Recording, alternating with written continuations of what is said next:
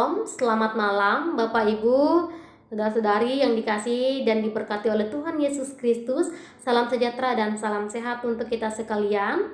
Pada malam hari ini kembali kita akan mendengarkan renungan firman Tuhan edisi 29 April tahun 2021. Sebagai dasar renungan firman Tuhan kita pada malam hari ini sesuai dengan Nas Almanak Gereja Kalimantan Evangelis yang terdapat dalam Kisah Para Rasul pasal 8 ayat yang ke-9 hingga ayat yang ke-25 di bawah judul perikop Filipus di Samaria. Bapak Ibu sekalian dapat membacanya secara pribadi masing-masing di rumah.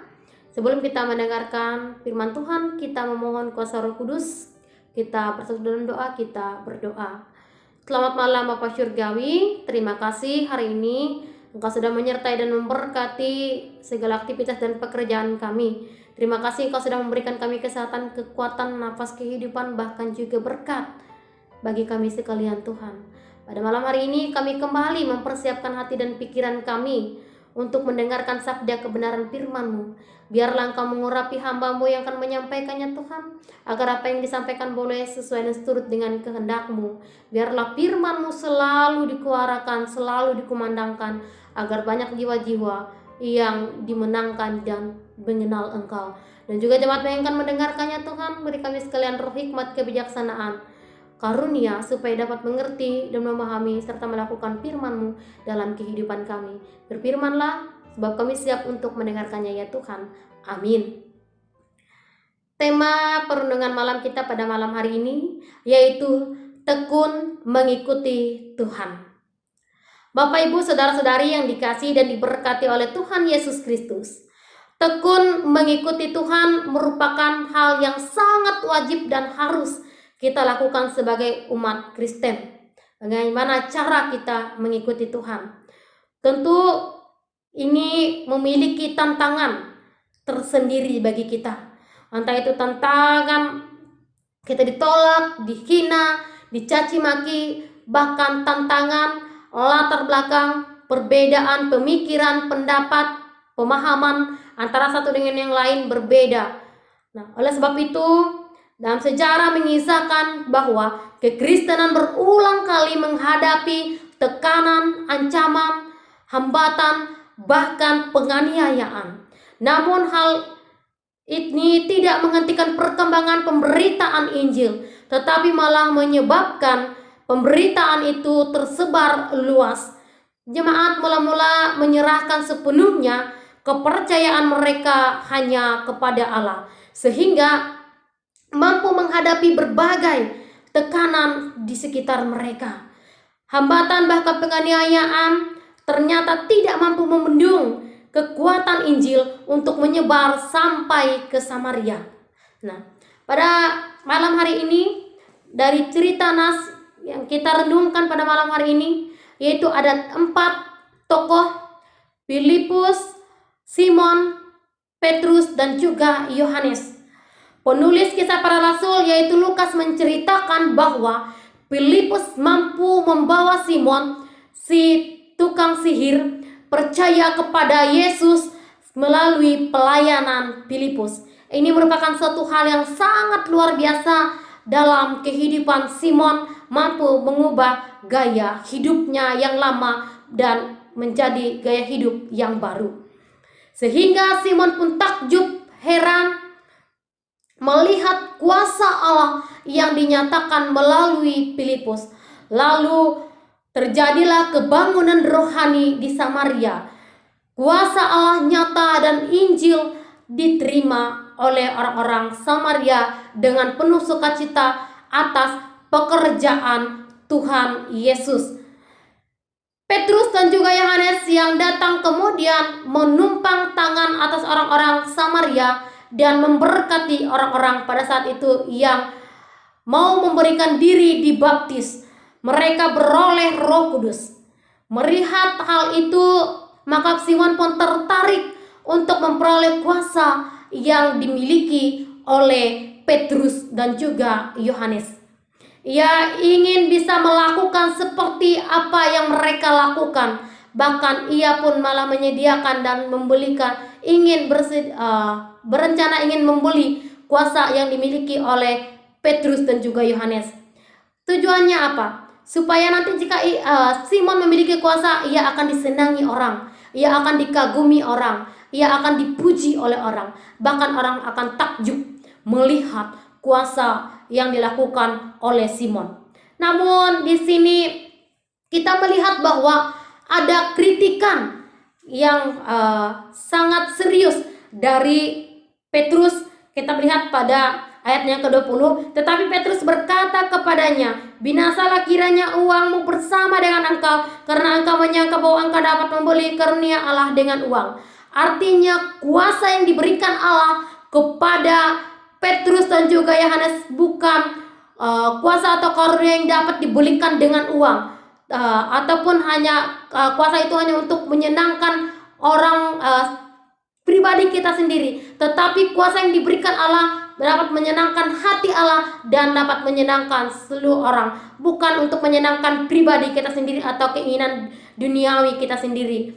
Kita di sini melihat bahwa pemikiran Simon ini merupakan pemikiran yang sangat aneh dan sangat mustahil bagi Petrus dan juga Yohanes, tetapi bukan suatu pemikiran yang aneh atau pemikiran yang asing lagi bagi Simon. Karena pada saat itu kita melihat bahwa latar belakang dari Simon ini adalah sebenarnya biasanya karena sebelum ia mengikuti ajaran menerima ilmu ajaib, maka ia akan memberikan uang supaya ia mendapatkan ilmu gaib itu dari para gurunya. Maka ia pun juga memiliki pemikiran seperti itu untuk mendapatkan kuasa seperti yang dilakukan oleh Petrus dan juga Yohanes, maka ia pun harus membeli. Maka ia pun mendapatkan teguran keras dari Petrus.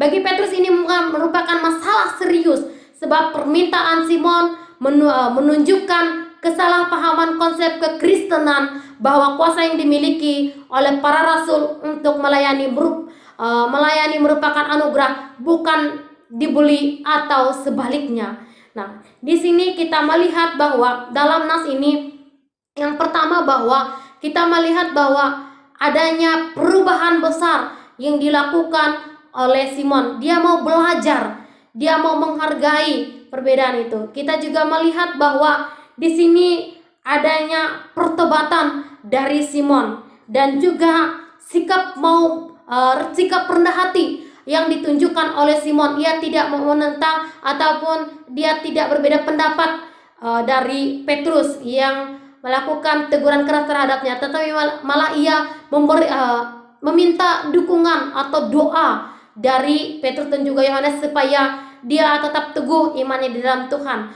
Oleh sebab itu kita melihat juga di sini juga kekuatan doa, dukungan antara satu dengan yang lain. Jadi Bapak Ibu sekalian yang dikasihi dan diberkati oleh Tuhan Yesus Kristus, kita ini saling mendoakan antara satu dengan yang lain supaya kita tekun mengikuti Tuhan. Kita saling mendoakan antara satu dengan yang lain. Kita boleh mengenal Tuhan.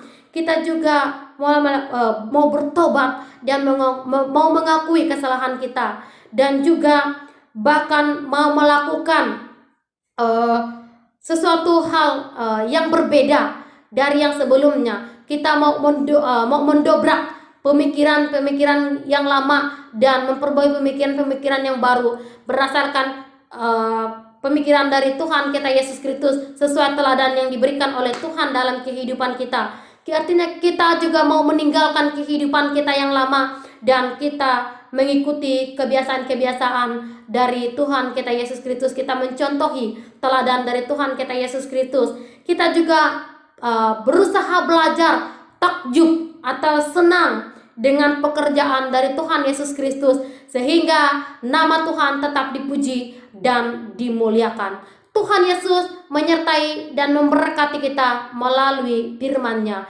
Amin untuk firman Tuhan. Kita bersatu dalam doa, kita berdoa.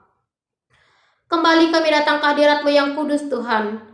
Kami bersyukur atas kebenaran firman-Mu yang selalu mengingatkan kami supaya kami mendoakan antara satu dengan yang lain, supaya kami tidak terjumus ke dalam jalan yang salah, tetapi kami boleh Tuhan mengikuti jalan kebenaran-Mu sesuai dan surut dengan kehendak-Mu, mengikuti contoh dan teladan yang telah Engkau berikan Tuhan, dan juga kami selalu senantiasa mengakui segala kesalahan dan dosa yang kami lakukan Tuhan.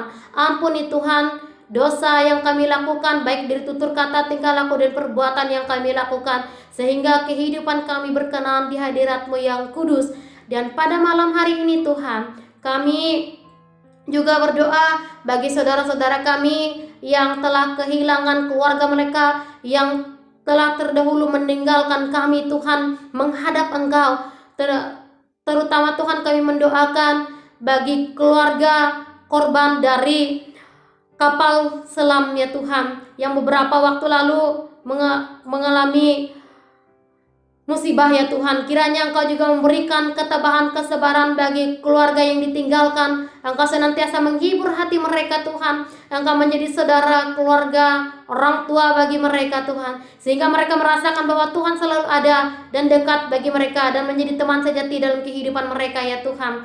Dan mereka merasakan bahwa penghiburan sejati hanya berasal daripada Engkau. Terimalah di sisi-Mu ya Tuhan saudara-saudara kami yang karena korban kapal selam ini Tuhan. Biarlah Tuhan seluruh pengorbanan mereka Tuhan Engkau lihat ya Tuhan, sehingga mereka pun mendapatkan hal yang layak di sisi-Mu ya Tuhan, dan berkenan di hadirat-Mu yang kudus.